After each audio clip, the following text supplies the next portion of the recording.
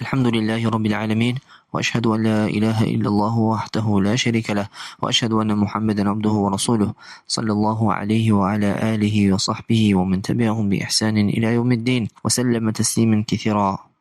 Amma ba'd. Şək yoxdur ki, Allah Subhanahu wa Taala öz İslam dinini bəşəriyyətə və yer üzərinə göndərməklə onlar üçün bütün xeyirləri tamamlamışdır və o dinin daxilində cəm etmişdir. Və İslam dini özündə bütün gözəllikləri şamil etdiyi kimi, onların çox ehtiyac duyduqları təmizlik məsələsinə də böyük yer vermişdir. Allah Subhanahu wa Taala öz nəbisi Muhammed sallallahu aleyhi və səlləmə ən şərəfli olan elçilik vəzifəsini bildirmək üçün nazil etdiyi Müddəssir surəsinin ilk ayələrində belə buyurur: Ya eyyuhel muddəssir, ey örtünüb bürünən peyğəmbər, qum fəənzir, qalx və xəbərdar et.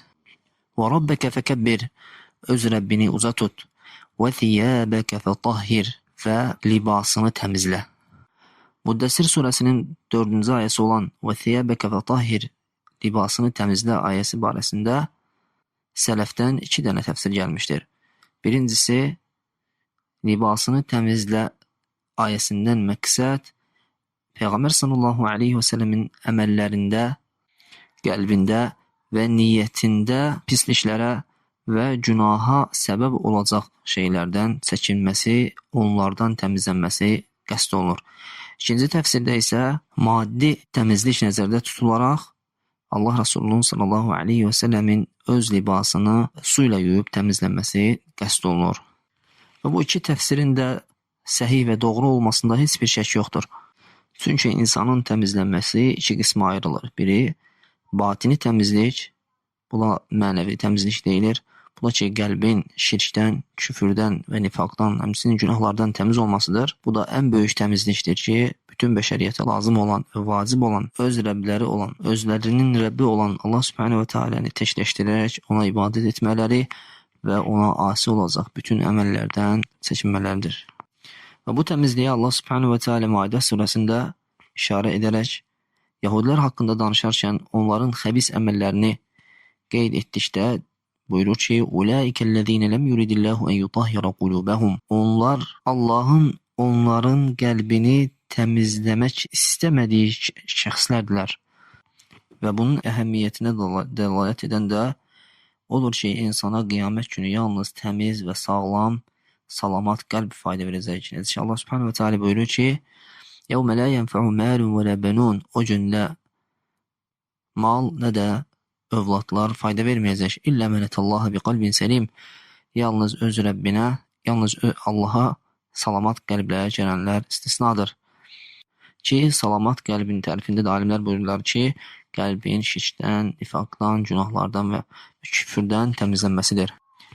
Və qeyd etdiyimiz kimi, ayə həmçinin insanın zahiri görünüşünə diqqət yetirməsi və öz libasını təmiz saxlamasına dəlalət edir. Necə ki, bu Allah Rasulü sallallahu aleyhi və səlləmin də həyatında görmək mümkündür. Və insanın zahiri təmizlənməsinə daxil olanda insanın çinməsi, qüsl alması, yuyulmasıdır. Allah Rasulü sallallahu aleyhi və səlləm hədisdə buyurur ki, Gusl cüm'ati vacibun alə kulli muhtəlim. Cümə günü qüsl almaq hər bir yetişmiş yaşına çatmış şəxsə vacibdir. Və Allah Rasulü sallallahu aleyhi və səlləm bir gün kibirdən, lovğalıqdan danışarkən bir nəfər soruşur. Deyir ki, ey Allahın Rasulü, bəs əgər bir nəfər paltarının və ayaq geyiminin gözəl olmasını sevirsə, onda necə? Allah Rasulü sallallahu aleyhi və səlləm buyurur ki, İnnəllaha cemilun yuhibbul cemal. Allah Taala gözəldir və gözəl də sevir. Və bu hədisdən də fayda çıxır ki, insanın gözəl şəkildə geyinməsi, öz zahiri görünüşünə etina göstərməsi, ifrata varmadan Allah Subhanahu wa Taala'nın sevgisinə səbəb olur. Və təmizliyə dəlalət edən əsas sünnələrdən də biri misvak istifadə etməkdir ki, bu da ağzın təmiz qalmasıdır. Allah Rasulü sallallahu aleyhi ve sellem hədisdə buyurur ki, Es-sivaku mataratun lil-fem mardatun lir-rabb. Misvak istifadə etmək ağız üçün təmizlik və Rəbbin razılığını qazanmaq üçün səbəbdir. Və həmçinin təmizliyə və səliqəyə dəlalət edən hədislərdən də biri Allah Rasulü sallallahu aleyhi ve sellemin insanın öz saçına, əgər saçı varsa, ona etina göstərməsidir, ona ikram etməsidir. Necə ki, bir hədisdə Allah Resulü sallallahu aleyhi ve sellem saçı dağınıq bir kəs görür, saçı dağınıq və Allah Resulü sallallahu aleyhi ve sellem buyurur ki, məyər bu kimsə saçını düzəldəcək, yəni səliqəyə salacaq və paltarını, libasını yuyacaq bir şey tapmırdımı? Və həmçinin Allah Resulü sallallahu aleyhi ve sellemin insanın bədənində özünə və digərlərinə əziyyət verəcək şeyləri aradan qaldırması üçün 40 gün vaxt təyin etmişdir. Necə ki, Ənəs radiyallahu anh hədisində gəlir ki, وَقْتَلَنَا في قص الشارب وتقليم الأظفار ونتف الإبط وحلق العانة ألا نتركها أكثر من 40 ليلة. Bizə bığları qısaltmaq və dırnaqları tutmaq, həmçinin qoltuq altı və övrət yerində olan tükləri təmizləmək üçün 40 gündən keçməmək şərti ilə vaxt təyin olunmuşdur. Yəni bu ən çox olan vaxtdır ki, insana icazə deyir ki, 40 gündən artıq keçsin və ən gözəli də ehtiyac duyduğu anda mütəmadi olaraq bu əziyyət verəcək şeyləri aradan qaldırmasıdır. Və həmçinin təmizliyə daxildir insanın ətrafında əziyyət verəcək hər bir şeyi aradan qaldırması. Əgər insanın özünün səbəb olduğu şeydirsə, digərlərinə əziyyət verəcək həmən şeyi aradan qaldırması vacibdir. Necə ki, Allah Resulü sallallahu aleyhi ve sellem buyurur ki, la zarara və la dirar. Nə əziyyət vermək vardır? La zarara və la dirar. İstər qəsdli şəkildə, istər qəsdsiz şəkildə ziyan vermək yoxdur, ziyan vermək olmaz. Və əgər həmən əziyyət verən şey digər səbəbdəndirsə, insanın onu aradan qaldırması bəyənilən və gözəl, salih əməllərdəndir. Əksinə insanın cənnətə daxil olmasına səbəbdir. Hədisdə Allah Resulü sallallahu aleyhi ve sellem buyurur ki, iman 60 və bir neçə mərtəbədən ibarətdir. Onun ən üstünü la ilahe illallah deməkdir. La ilahe illallah kəlməsidir.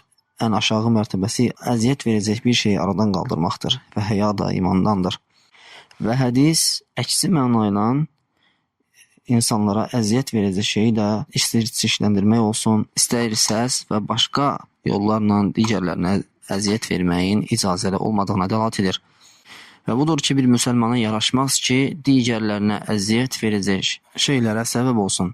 Və xüsusən də bu, istirahət yerlərində müşahidə olan şeylərdir ki, görsən insan gəlir, oturur, sonra orada tör-küntünü qoyur və beləliklə digərlərinə də əziyyət verir. Hədisdə Allah Resulü sallallahu aleyhi ve sellem buyurur ki, İttəqul la'aneyn, lənətə səbəb olacaq ki, şeydən çəkinin. Qalu və mən la'anəni ya Rasulallah. Onlar deyirlər ki, lənətə səbəb olan ki, şey nədir ey Allahın Resulü? قال الذي يتخلى في طريق الناس أو في ظلهم.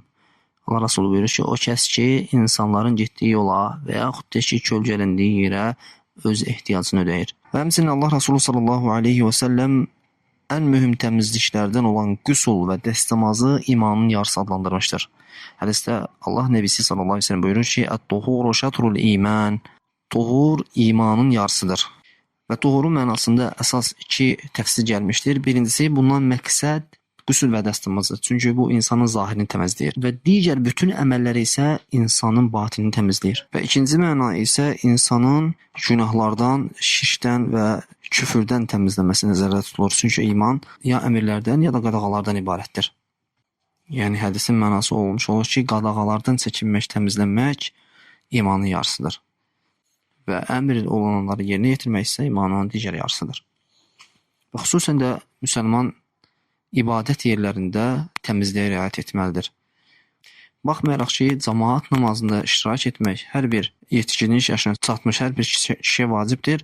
Bundan yanaşı Allah Resulü sallallahu aleyhi ve sellem buyurur ki, "Mən əkələ min hadihi şəcərətil muntinə fələ yəqrabənə məscidənə." Kim bu qoxulu ağacdan yeyərsə, yəni soğan və sarımsaq, bizim məscidimizə yaxınlaşmasın. Və innəl mələikətə tətəəzzə mə yətəəzzə minhu bin Ədəm. Çünki Adəm övladının əziyyət çəkdiyi şeydən mələklər də əziyyət çəkir. Və hər bir müsəlmana yaraşan olur ki, həm batini, həm də zahiri olaraq bütün pisliklərdən və əziyyət verəcək şeylərdən təmizlənsin. Çünki bu İslamın gözəlliyindəndir. Vallahul muvaffiq və sallallahu alə nəbiyyina Muhammedin və alə alihi və sahbihi və səlləm. Elhamdülillahi rabbil alemin.